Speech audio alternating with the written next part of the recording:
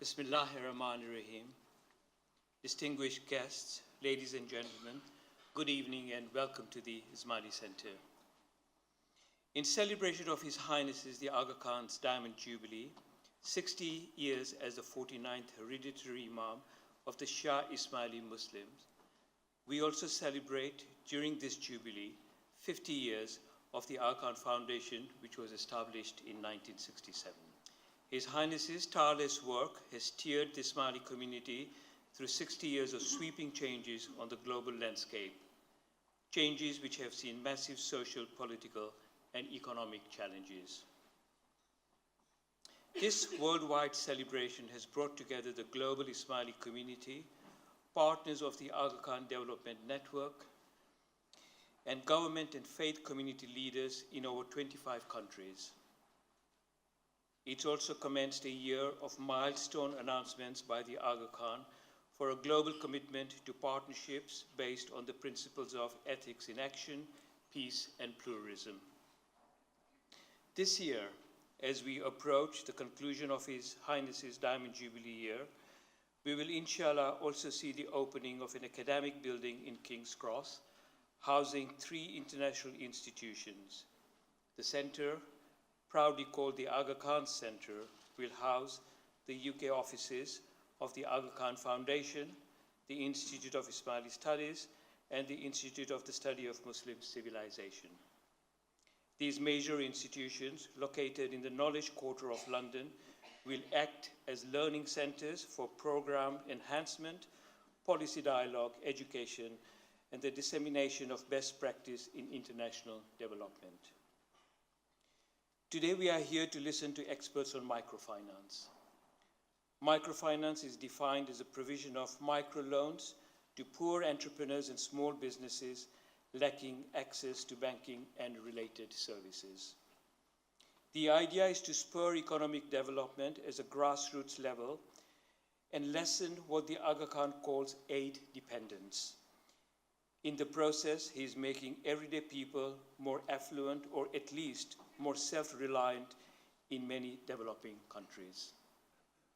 Notably, you don't have to be an Ismaili Muslim to participate in or benefit from the Aga Khan's network. His Highness's approach to development is to encourage and enable the less fortunate, no matter who they are, to end their dependence on outside aid and take care of their own futures. In our structure, it's important to understand that the Aga Khan Foundation takes responsibility for social mobilization and the provision of technical services and training, while the Aga Khan Agency for Microfinance provides financial support through microloans to the same beneficiaries. My personal recollection of one such project was when I visited India last year. I experienced firsthand work being done to improve access to water and sanitation for marginalized communities across urban and rural India, including helping 100,000 families and 538 schools. The enthusiasm of the AKF CEO was clear as she spoke about the project being rolled out across the area. She went on to explain that the key beneficiaries were the women, as it impacted on their quality of life the most. The women were the key stakeholders and in charge of sustaining this exciting project. The success led to the AKDN being awarded the FICCI India Sanitation Coalition Prize by the Government of India. Here in the UK, the Aga Khan Foundation was established in 1973 and enjoys a long-standing partnership with DFID. With funding from DFID, AKF UK, with its local partners, is implementing the world's largest girls' education program in Afghanistan.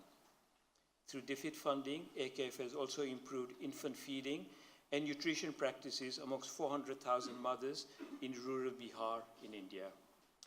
We have to ask ourselves, does microfinance in today's troubled world have a different role to play?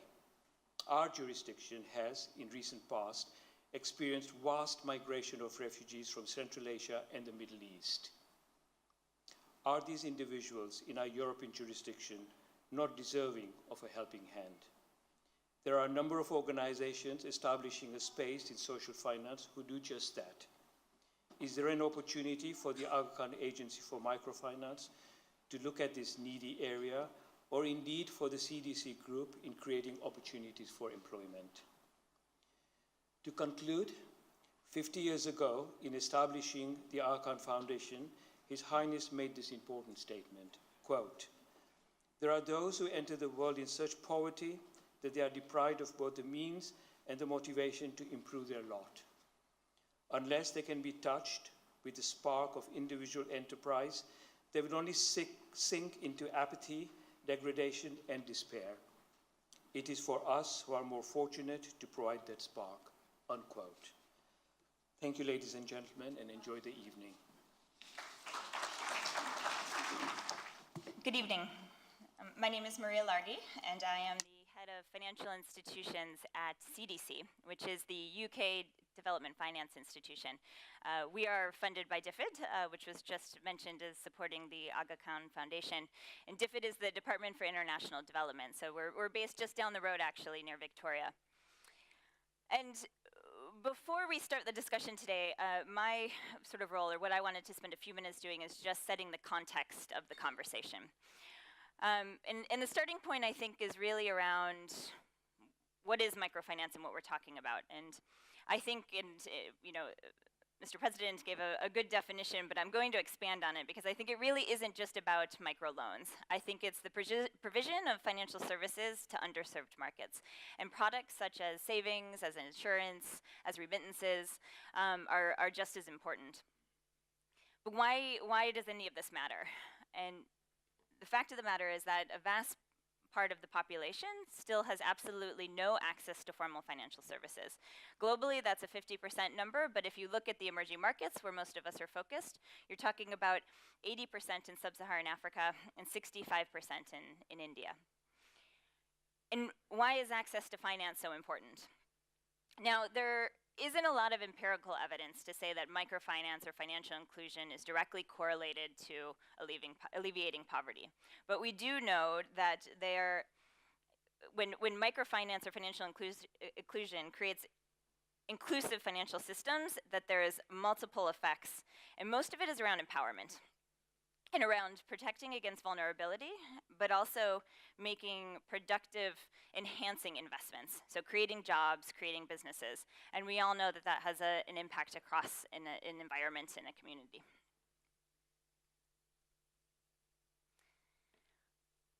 I wanted to talk a few minutes about the evolution of microfinance and looking at the history before we start on version 3.0 and where we're going in the future. Now, microfinance has been around for a very long time, started in the 60s, and it had steady growth over a number of years, but in 2005, it really reached a peak of both investor interest, in donor interest, and public interest, because it was, in 2005, the UN was called the UN Year of Microcredit. And Professor Yunus, who started Grameen Bank in Bangladesh, won a Nobel Prize. And this was great for overall sentiment, and this was great for attention into the sector. And microfinance was really deemed for a period of time as the darling, I would say, of the development space. But it was never going to be a silver bullet. And all of this attention attracted a lot of capital, and not always the right kind of capital. So private investors, people that were prioritizing commercial investments. It attracted a lot of investor interest that perhaps wasn't the right type of investors for a development space. And there's a number of results of this, but one of them was that there was a crisis in India where you had a lot of pressure from private equity funds going in and some government intervention in terms of repaying microfinance, and it led to some very serious incidents and people that even committed suicide because they were unable to pay their loans. And this led to a lot of scrutiny in the sector, and I think rightly so, because what happened with the scrutiny is that people started to understand that microfinance is never going to be a silver bullet. It is a tool to help alleviate poverty, but it needs to be done in a very responsible way. And there needs to be regulation. There needs to be a focus on client protection. So understanding that when poor people take a loan, it can be a very dangerous thing if it's not done in the right way. So they need to understand what they're paying. They need to understand the consequences of interest rates. There needs to be financial literacy. And so we've gone through a period of time over the last, well, since 2011 really, where I think we're in a much more balanced and measured place. People understand that it is a tool. It's a tool that needs to be looked at responsibly. There needs to be the right regulation, the right focus on client protection. And so I think we're in a time in the sector where the infrastructure is healthy, and now we are able to use some pretty exciting innovation to move to the next level. Just a quick snapshot in terms of where the growth that we have seen in the last 5 years since the crisis. So there's been a lot of investment interest continued even post the crisis, heavily led by the development finance institutions like CDC. But as an example, last year alone, $35 billion was invested into the sector. CDC has invested $300 million in microfinance across various products, so equity investments, debt investments through fund managers, both in Africa and South Asia. And we've been able to work with the Aga Khan Microfinance Network, particularly in Pakistan, over the last couple of years. But we're working with other agencies in both of our markets.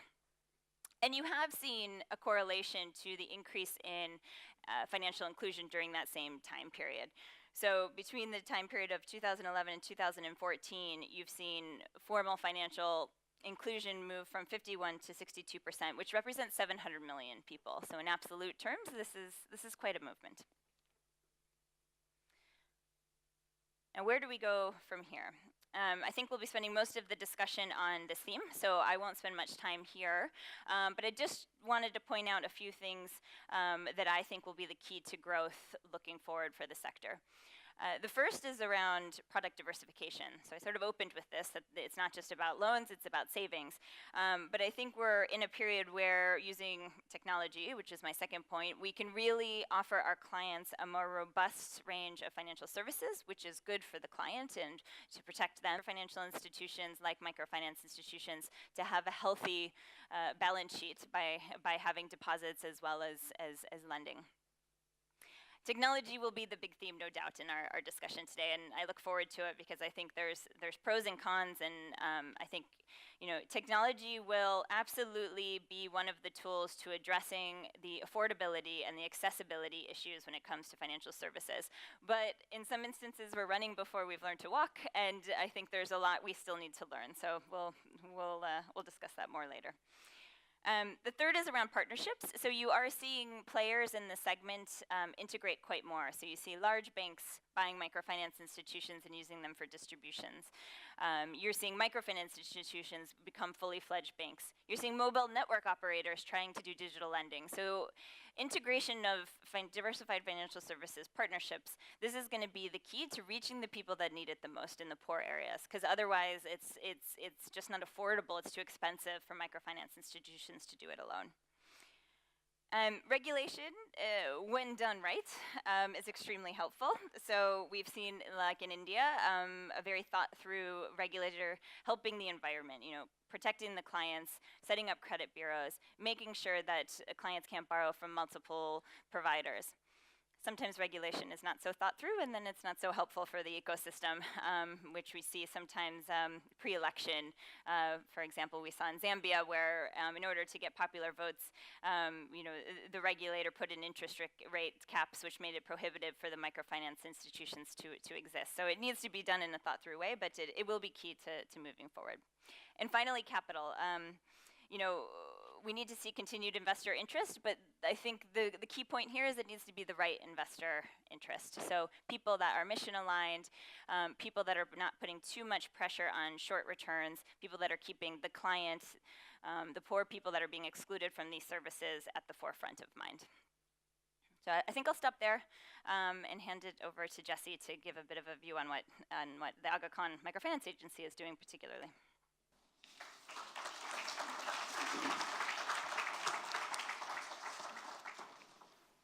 Thank you, Maria, and thank you everyone for spending this lovely spring evening indoors here talking about Microfinance 3.0. I was asked to maybe speak a little bit about sort of the genesis of the Agency for Microfinance, sort of where we came from, how we fit within His Highness's vision for sustained, equitable quality of life creation across all of the markets where the AKDN works. Many of you are familiar with the development network as a whole. Some of you are familiar with the Agency for Microfinance.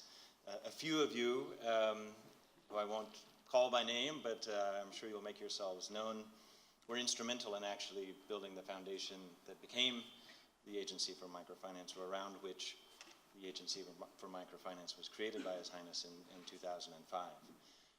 And I think, as Maria outlined very nicely, before we talk about the future of microfinance and the potential for alleviation of poverty that lies ahead of us, and there's still a long road ahead of us, I think, as we all know, before we talk about 3.0, we have to understand sort of how we came from 1.0 to 2.0 and how 2.0 then takes us forward. And honestly, ACAM as an agency was really born out of decades of work and an integrated effort to create equitable financial access within many different areas of the Aga Khan Development Network. I've been told that even in the 50s, within the AKDN hospitals and schools, there were what we would call now informal microfinance mechanisms and tools being used to help patients, students, their families to manage their finances in such a way that they could access services. And from that foundation then, in the 80s and 90s, rural microfinance programs were born in many of the countries in Central and South Asia. AKRSP is quite well known, ESF in Tajikistan. I was speaking to Sadru earlier. That was a time when I would say microfinance was perhaps in the 1.0 stage, though we could argue about which aught started when and where we actually are. But there was a real program focus, largely grant supported, a very defined geographic emphasis, and really concepts were being tested, defined, proven. And I think when that moved from 1.0 to 2.0 is when there was the realization that scale was a necessity, and the program focus was not well adapted to creating that scale. So there was a move towards commercialization. First Microfinance Bank of Pakistan was, in fact, the first microfinance bank created under enabling legislation by His Highness. Out of the foundations of those programs that AKRSP had launched in the northern areas of Pakistan. And at that point, His Highness felt that there was the need for a structure that could focus energies, efforts, capacities, capabilities within the AKDN network to really replicate that experience and roll it out. So 13 years on,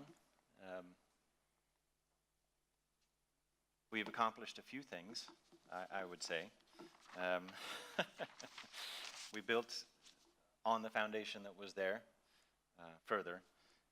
I think Maria pointed out one very critical fact, which is microfinance is not microcredit. The real power, I think, that we have seen within the Agency for Microfinance experience is the power of intermediation that comes with the formalization, commercialization, if you will, of financial institutions, but with a focus on low-income, unserved households, individuals, businesses. And intermediation, I know there are many bankers in the room, but intermediation is essentially the simple practice of taking savings in from a community and holding them, paying those depositors for their trust and safekeeping of those savings, and then relending those savings, reinvesting those savings back into that same community, in the case of the institutions that we operate, not in the case of all banking institutions, to really drive economic development and try to advance the cause of poverty alleviation.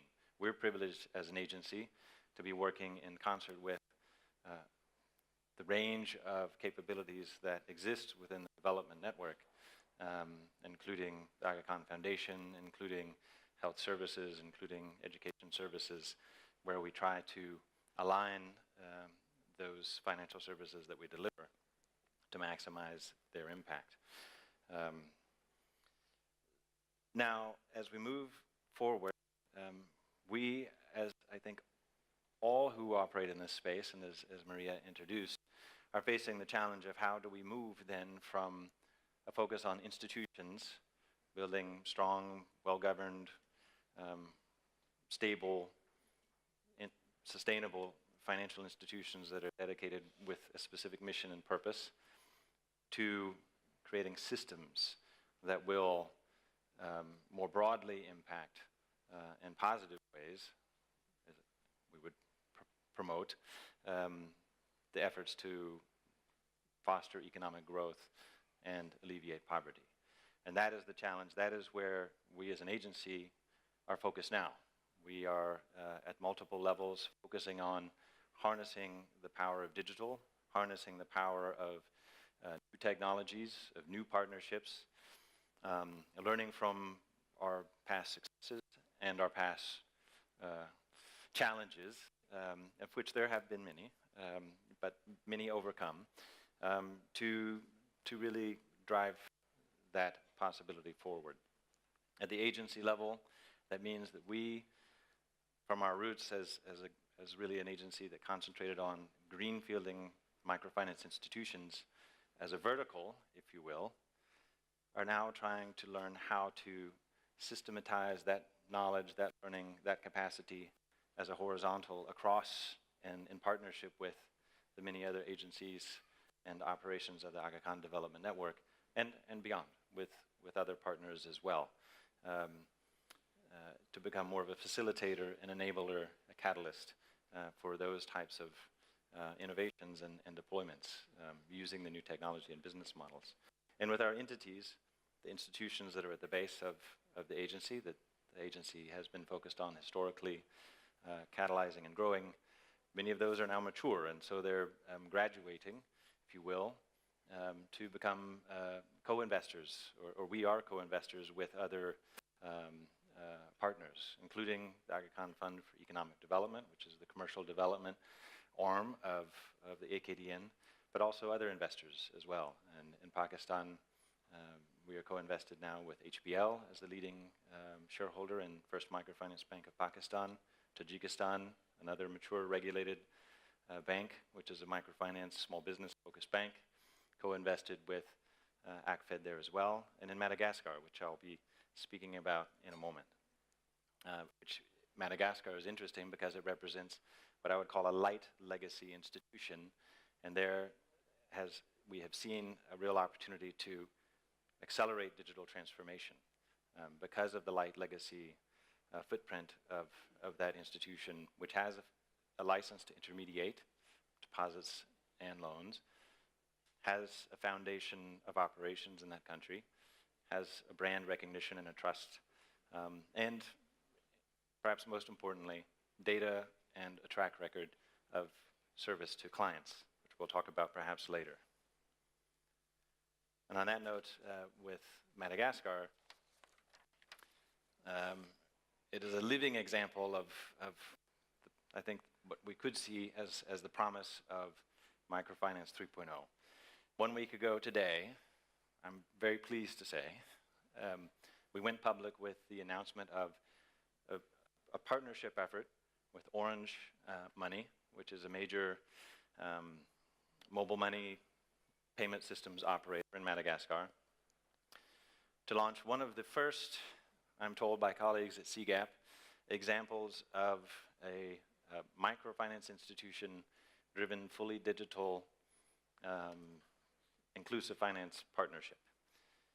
And essentially that means we are bringing the PAMF capabilities. PAMF, Première Agence de Microfinance, pardon my French, is the first microfinance institution of Madagascar, to link it to the mobile wallets, 1.4 million mobile wallets that Orange has deployed across Madagascar, and customers who are using those wallets currently to remit, to pay bills and things of that nature. We launched that service, which is a savings-focused service, like many of our institutions. As you will have noted, our savings balances outstrip our credit balances, and we think that's a good thing for reasons we might talk about further. But a savings-led approach. In 7 days, I was looking at my Skype account just a moment ago for a report from the CEO. We had almost 5,500 account opening requests before, and we haven't yet started to push the outreach, the marketing through the Orange network about the availability of the service. We opened 4,000 of those accounts. We're using pre-screening with a scoring model that basically identifies good customers from the Orange base, bringing them into our platform. And we've already dispersed 2,000 very, very micro loans with the average of $20 balance, quite a number of which have already been paid back, interestingly, telling us that people are testing the system out, getting comfortable with it, getting familiar with it. It's an important part of what we hope to accomplish here with this digital deployment, is helping to create client awareness, build in protections into the data structures and into the algorithms that we're deploying with this all digital approach. But I'm very excited by that showing in 7 days' time. It shows that there is an appetite, which we expected was there. We know that in many markets, especially in Africa, but not only, the customers are actually already well ahead of us. They're innovating with their phones and with the technology in ways that we need to catch up to in order to serve them better. But we've made a good start. I think in Madagascar is just the first out of the gates in that type of a deployment. We're adapting in different markets in different ways, and in conjunction with partners from across the AKDN. In some instances, which I'll talk about later if we have the moment, if it comes up and there's interest, even without the direct involvement of a financial institution, which is quite an interesting new evolution in this interesting digital space that we see before us, but which won't take the place, I feel, and I think as we approach our operations in the agency, won't take the place of the focus on the end customer and understanding that end customer and having a relationship with that end customer that is very close. We feel that, I would agree that with Greta Bull, who's the head of CGAP, who recently noted in a blog that the secret weapon of microfinance institutions in the digital revolution is the tradition of being very close to the customer.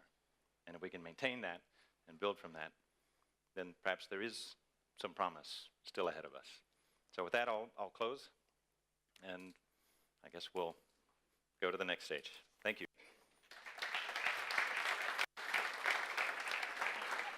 It's lovely to see so many people here.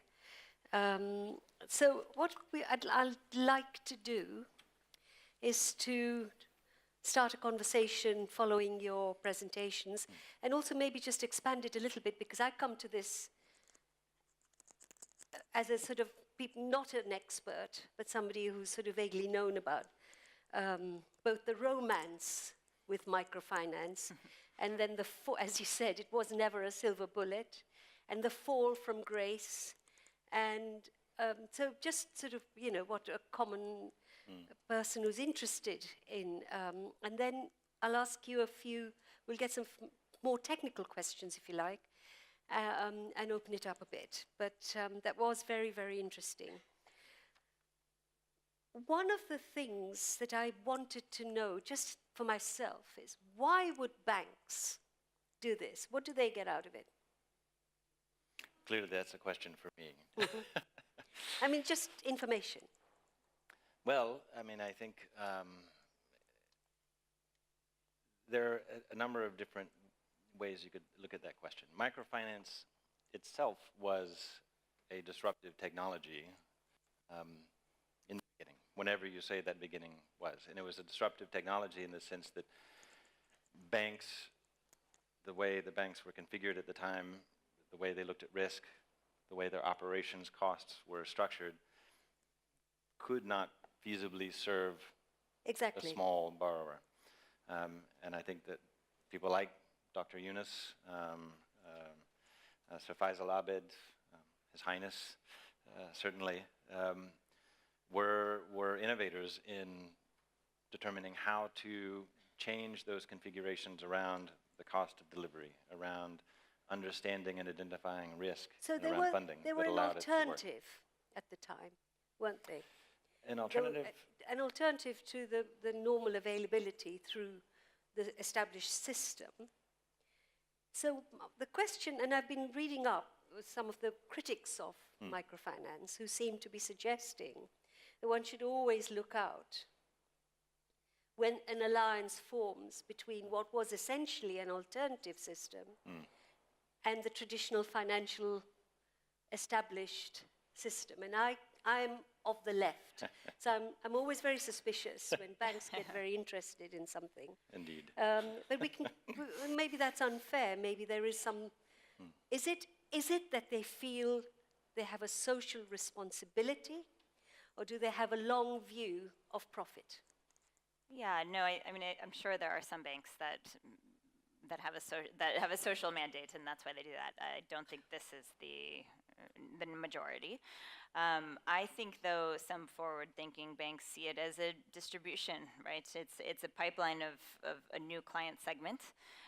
It's a distribution. Typically, microfinance institutions have a very wide-reaching network of agencies, banks, branches. Their loan officers go to rural areas, and banks see not only the clients as the future or potential So it's a bank long clients, view. but it's a long view. Yeah, Okay. and I think there's an added benefit too is that microfinance institutions tend to be a bit more nimble and can be a bit more innovative when it comes to integrating technology, and banks that are sometimes very large, and it's harder to turn around a big bank ship in terms of technology and innovation, but they can use a microfinance institution as a lab almost, and eventually integrate some of that technology into their own systems. Now, in 2010, there was something of a crisis, wasn't there? And the UK government itself said, quote, is microfinance real or imagined? Is it a real or imagined benefit to poor people? And I'd like you both to sort of tell me what you think. And so that was 8 years ago. What was that concern about? Was there just this kind of uncritical welcoming and, like I said, romance that, you know, Nobel Prize winner and the stories we were hearing? Or did something need to happen to make it more real than imagined? Well, I think the comment, you know, I think that there is foundation to the comment, because the truth of the matter is there is not a lot of empirical evidence that links microfinance products to poverty alleviation. I mean, I think any of us that work in the sector, you see the benefit. You see it either through families who are saving for the first time or have insurance for the first time. They're reducing vulnerability when there's shocks to the system, which there always are. I mean, whether it's a flood or a family death or a loss of a job or whatever it is, it helps. But more than that, the loans, I mean, you know, I'm sure many people in this room hear this story, but I have visited thousands of microfinance clients over the years, and almost all of them are women. And you say to the women, what did you do with the loan? Well, I used it to buy, you know, more stock for the tomatoes that I'm trading. What did you do with the increased profit? 9 out of 10 times, my kids are going to school. Yeah. And how do you measure that?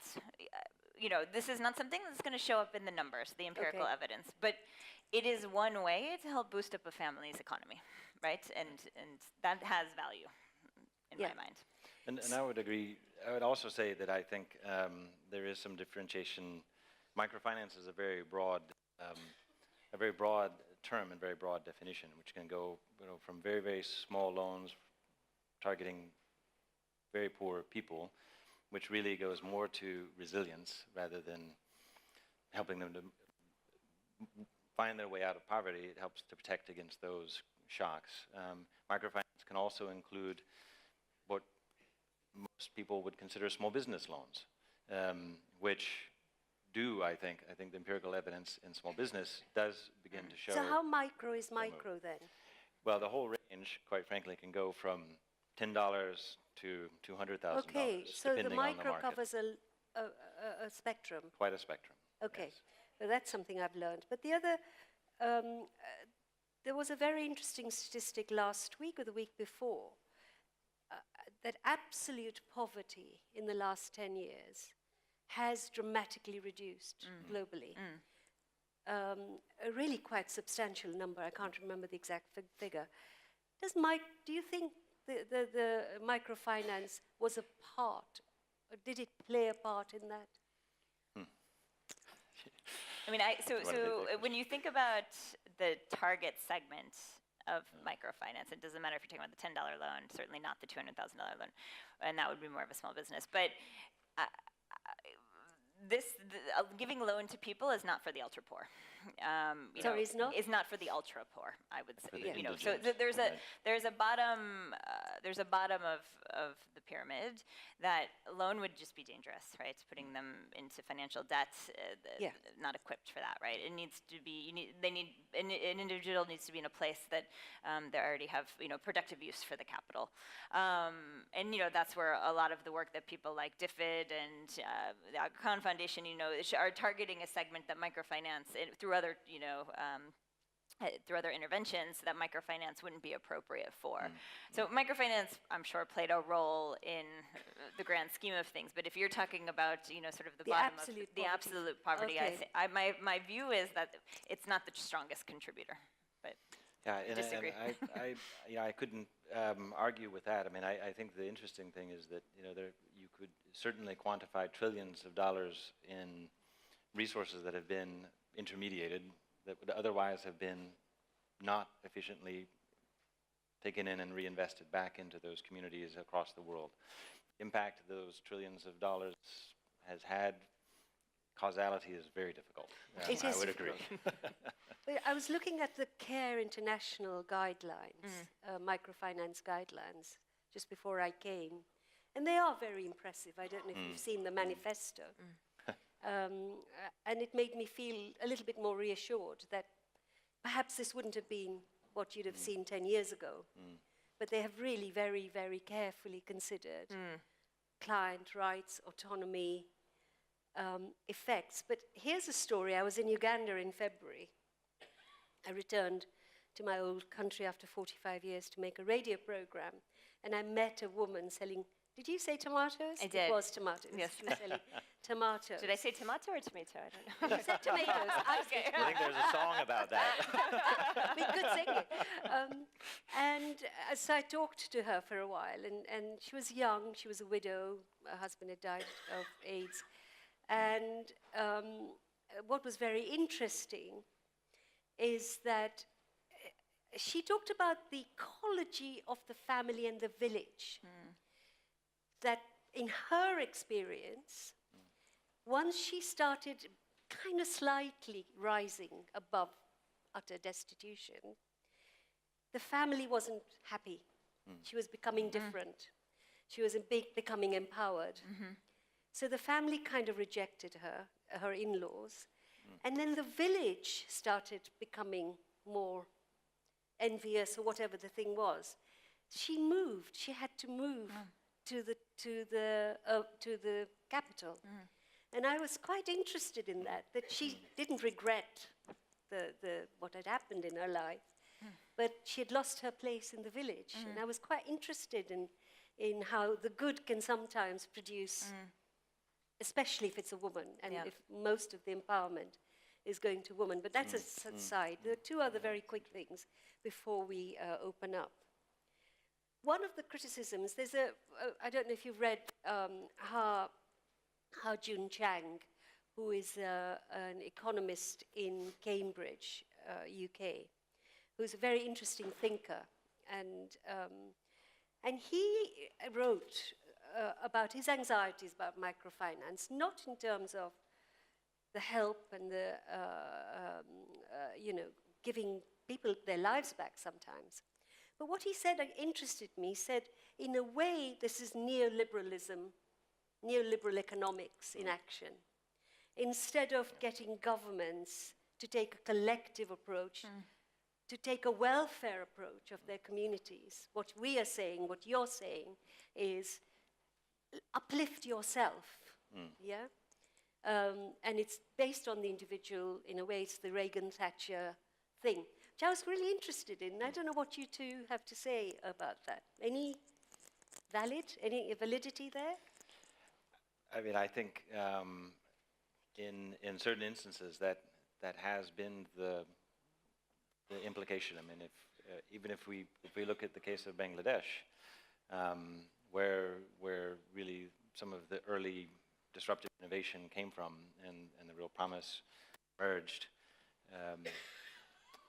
I think there is that maybe that reality historically has sort of prevented things from moving as much as they could have or should have. That it was the microfinance players, it was NGOs like BRAC, Grameen, others, who were really filling a vacuum in some ways. And India is the same. I think I find parts of India is the same. Exactly.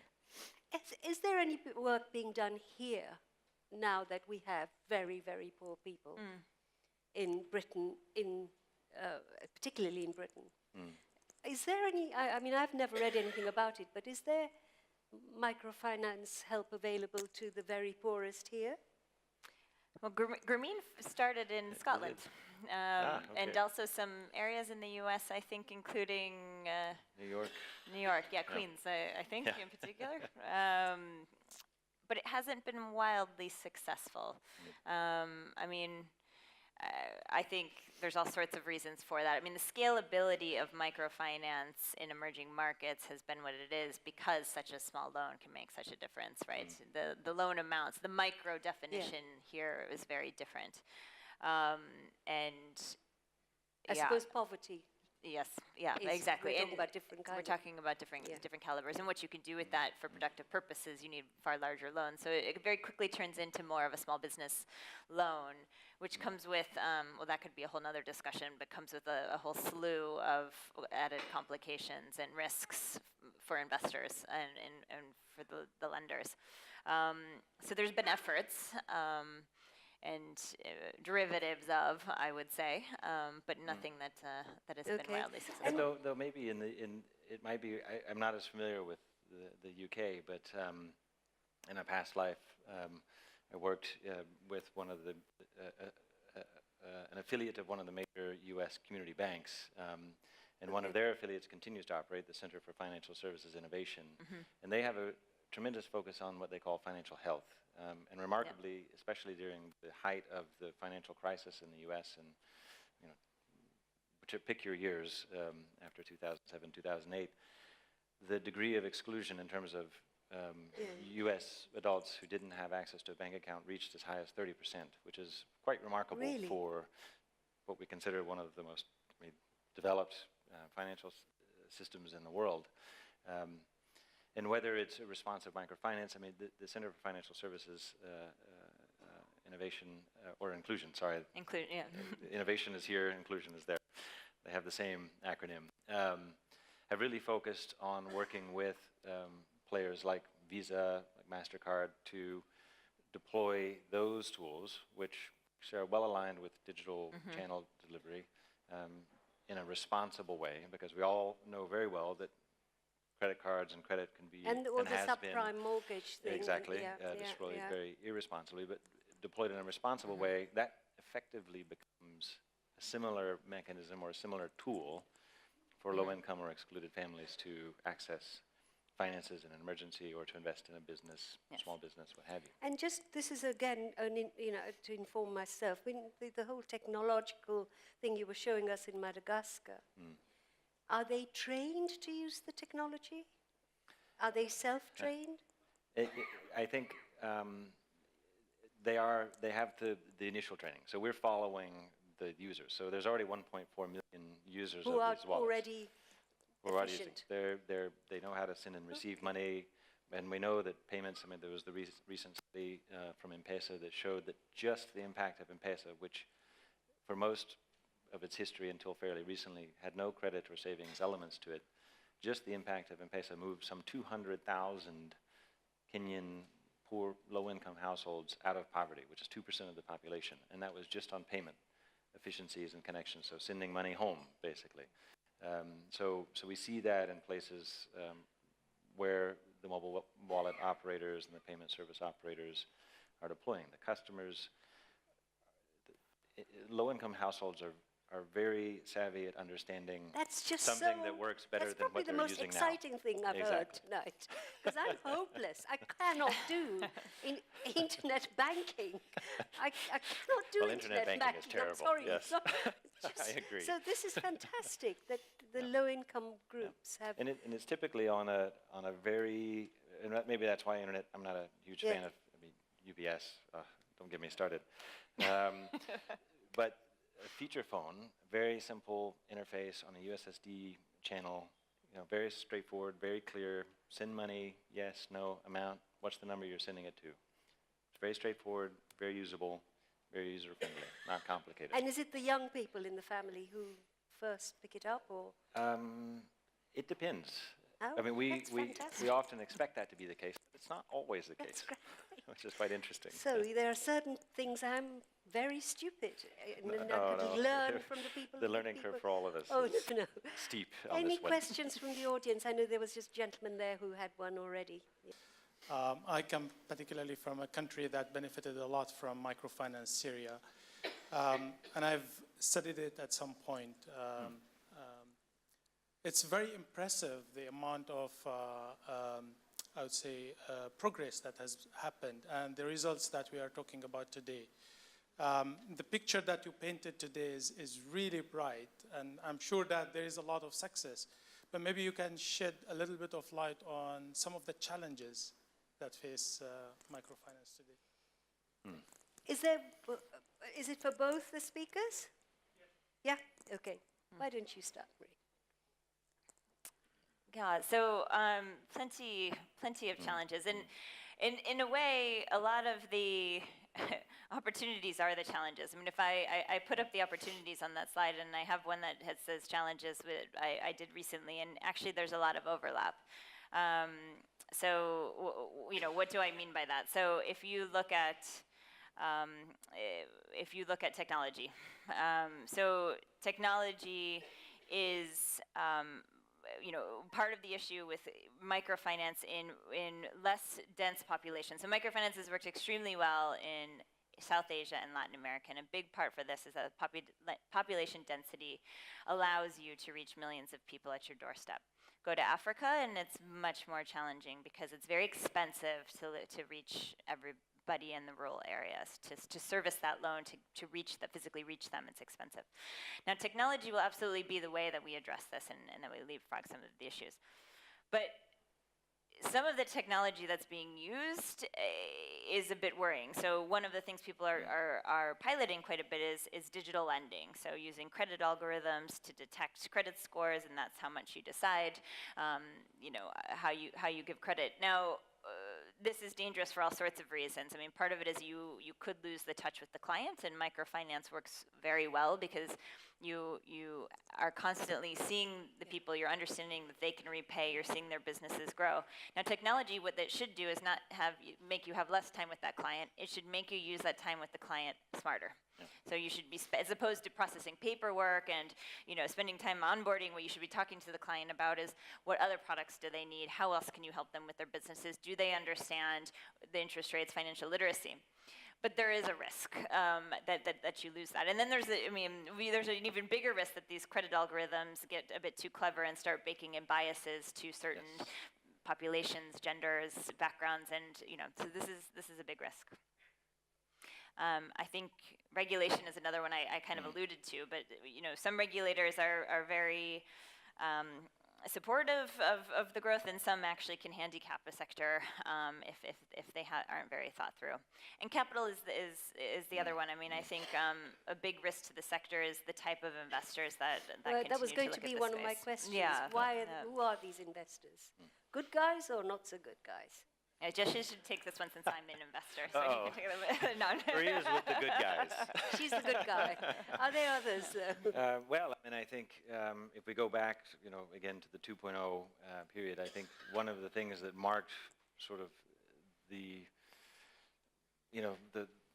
drop in the slide that Maria showed earlier was this crowding in effect. I can recall a conference that I attended in New York, I think it was in 2006, where speakers were saying microfinance is the new investment class. You can make 30 to 40% returns. Everybody should get in. This is why I was in. hate capitalism. Everybody was there, and we saw what happened. I mean, I think the important thing that is often missed is incentives drive behavior, and particularly when you talk about the investors that are behind a financial institution, if those investors are demanding certain returns and certain outcomes, that is what will happen. And that happened in India. That was, I think, a classic case in my view. And I think that was a hard and necessary lesson for microfinance to learn. As microfinance moves from being an industry to being more of a segment, we see new actors coming in, and I think there is a risk that that lesson will be repeated, but just at a much, much larger scale if we don't have the right regulations, if we don't have And would there have the to right be kind of players. a state involved. regulation, or would there be global institutions regulating? What would be the best way of regulating? Yeah, I mean, it's going to have to be national. I think, just the way the financial services markets are regulated globally, I think it will have to be domestic. But there have been global campaigns that have been extremely useful. So the SMART campaign, which was a set of client protection principles, they call them. There are 7 of them, and this was something that came out of Exxon, I guess, originally. And these principles have become global industry standard. And investors have onboarded them to the fact that most investors in this space will make sure that any microfinance institution that they sign up to has to adhere to the SMART campaign principles, and this is global. And these ensure fair and transparent pricing for clients, making sure that clients understand. Exactly. Yeah. So, they get a card, they see what the whole interest rate is, no hidden fees, none of these things. They understand what they're going to pay on a monthly basis. And believe it or not, this wasn't, you would see a fine print in a leaflet that would get stuffed on page 22, if that even existed at all at some point in the industry, right? But I think that's been a global. It's not it's not a government regulation, but it's been a global standard that I think has been enforced pretty impressively. Thank you. Try and appreciate everyone's time. It's Salim here. 2 points. One. Please correct me if I'm wrong, but thank you for illuminating all this for non-finance guys like me. But since AKDN innovated this microfinance, etc., we've had a lot of other microfinance, commercially minded organizations that have sprung up. Are you guys working in the world of partnerships with other microfinance agencies, etc.? And second point, yes, Madagascar accepted with Orange, etc. But are we, within our own institutions, AKTN, Roshan, Afghan, Tajik, M-Pesa, which we almost invented that, are we working with our own people to improve the lot in the frame of technology, partnerships, integration? Okay, good. So there was a gentleman near you. Great question. I'm Hassan Tarani. I also came here in '72 from Uganda. My question is that most of the microfinance, the key players are women. How are you cajoling the men, or what are they doing? Still twiddling their thumbs? Okay, and there was a gentleman on this side with a hand up. Yeah. Hi, it's Al Karim here. Question for Jesse. Could you just share what attracted you to join the Aga Khan Agency for Microfinance And could you perhaps share, just through your interactions with His Highness, what his vision for the agency is? Okay, so the first question was working with others, and the second question by the same person, what are we doing to help our own people? Who would like to do one or the other? Alliances with others. Alliances. I mean, I think that was a bit directed to the Agency for Microfinance, so I think I'll take that one, Maria, Yes. if you don't mind. I think, partnerships have been part of our mandate for some time. It's certainly been an expectation, I think, expressed consistently by His Highness, that the Agency for Microfinance find ways to leverage and inform partnerships both within the Acadian family and externally to the Acadian family. And I think we've tried some things have worked, some things have not worked. I think as we've moved into this, and we've taken on board those learnings, and I think with the new sort of digital technologies, and not just the technologies itself, but the new business model possibilities that are emerging, I am seeing that we're having more traction in some of those areas. And one example that I'll mention that's quite current, and I alluded to it earlier, in Tajikistan, which was one of the early microfinance areas, we have First Microfinance Bank of Tajikistan, where we continue to be an investor as Agency for Microfinance. We're co-invested with the Aga Khan Fund for Economic Development and with the Aga Khan Foundation, as well as KFW. But recently we've realized that banks are blunt instruments. So they can do certain things, but they can't do other things. It's expensive to push out the last mile, and especially in a place like Tajikistan, the mountainous regions of Gorno-Badakhshan, areas around Korog. So we've recently, as ACAM, started working in close partnership with Pamir Energy, which is a hydropower company, part of the ACFED family, that has built an extremely efficient field utility bill collection network. And these are individuals who go doorstep to families with POS devices and take their payments for their electricity. And we've realized this is an extraordinary opportunity to build additional services onto that network. And so now we're working with AKHS to piggyback a prepaid health account with a card that can be swiped and loaded at the doorstep, or with a remittance from someone who's working in Moscow or wherever, to allow that family member to access services at the Korog Medical Center and the associated pharmacies and so forth. Then the bank in Afghanistan has had a long-standing partnership with Roshan to facilitate digital repayments for borrowers, especially in a place like Afghanistan, where often the bank has to, be very nimble in, closing a branch, reopening a branch, based on the changing reality in the environment, let's call it that. And Roshan agents are much more nimble, and customers can continue to repay through that partnership. So, you're working with women. What about the men? I think So is the believe it or not, even though the majority of microfinance clients are women, it's not intended that way. So very few microfinance institutions actually have a mandate to not serve men or even to go out and target women. It's just women are typically the most excluded when it comes to formal financial services. And so when microfinance is made available in a community, they're usually the ones that proactively take the initiative to ask for the loan. And it's great news because there is empirical evidence to show that they're better repayers, not shockingly.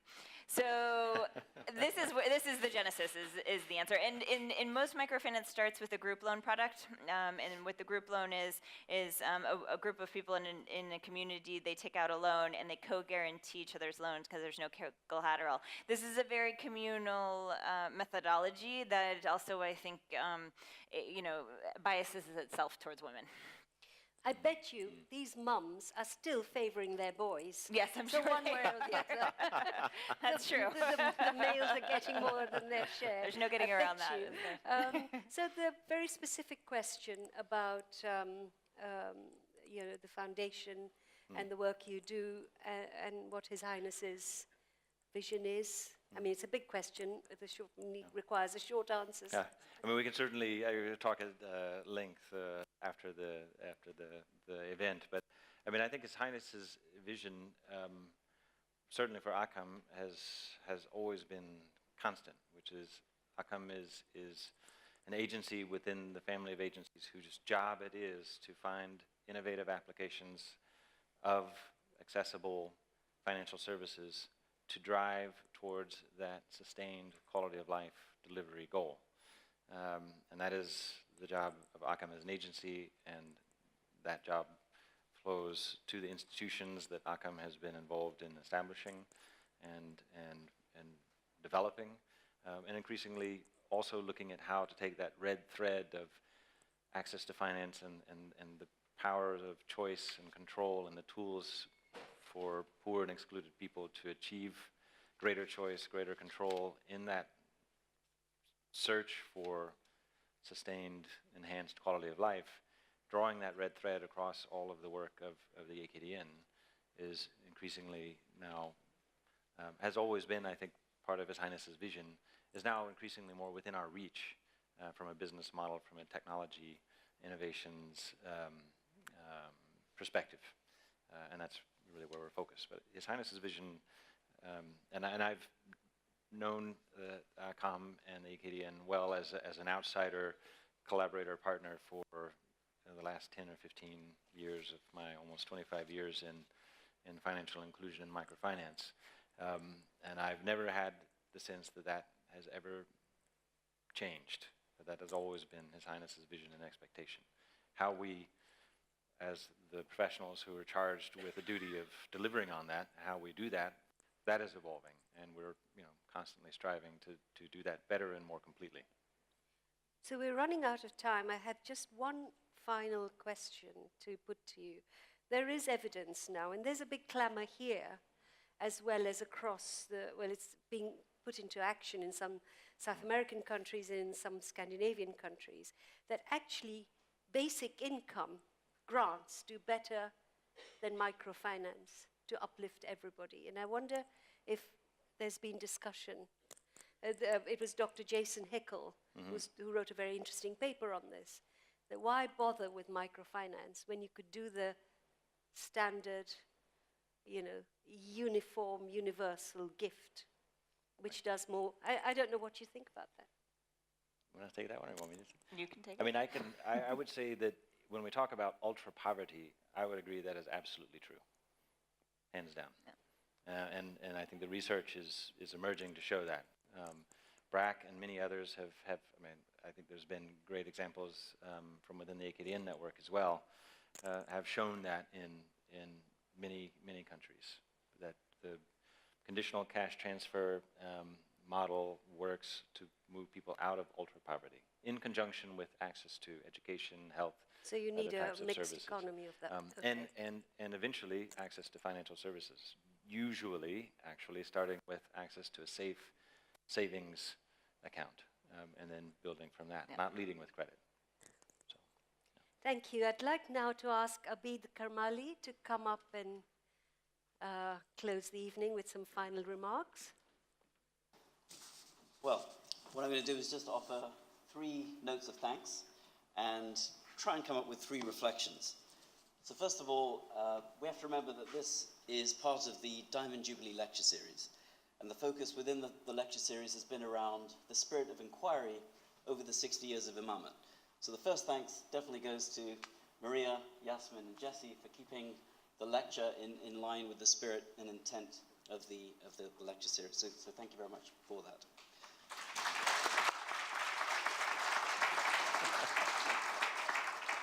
Secondly, if we can thank the volunteers, without which this event would not have happened. Thank you for your selflessness and your contribution to this evening's success.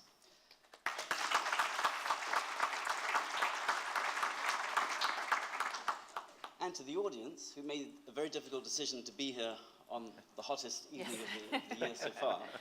So congratulations, I think you made the right choice. But your work isn't done yet. You have, if this is your first time at the Ismaili Center, you have to elect whether you wish to be on the mailing list. You can do that downstairs.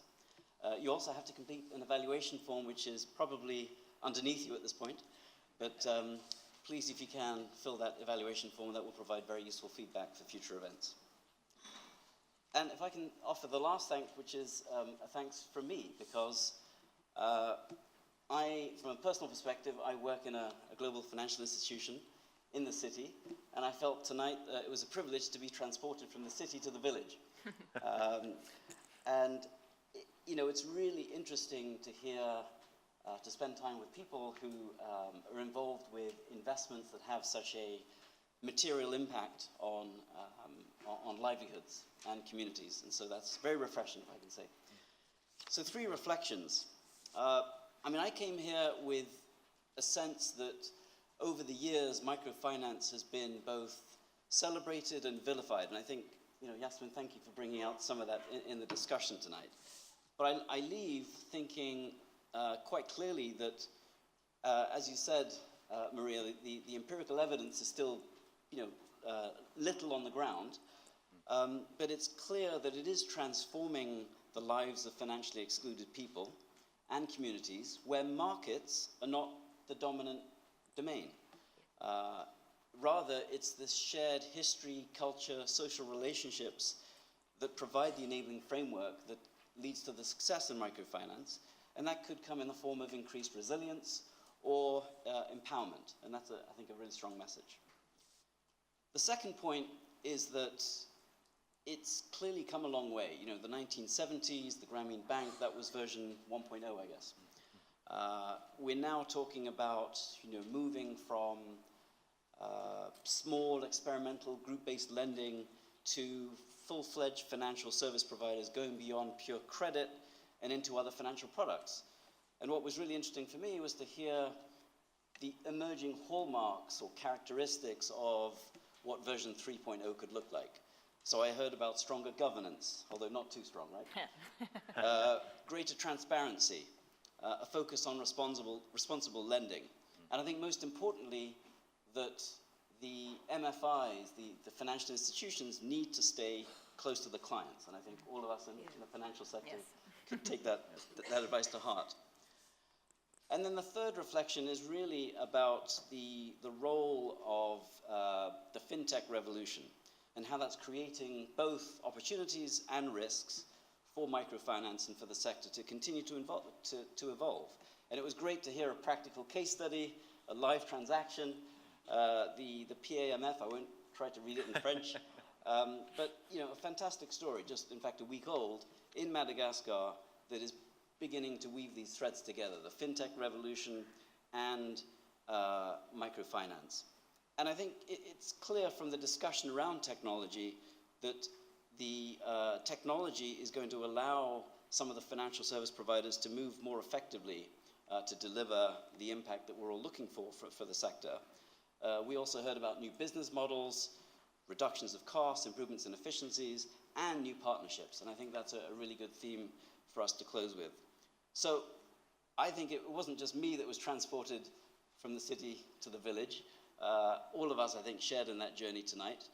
But now you have to transport yourselves back to your homes. So with that, I'll say good night. And thank you very much on behalf of the Aga Khan Foundation for joining this evening. And thank you again. Thank you. Thank you.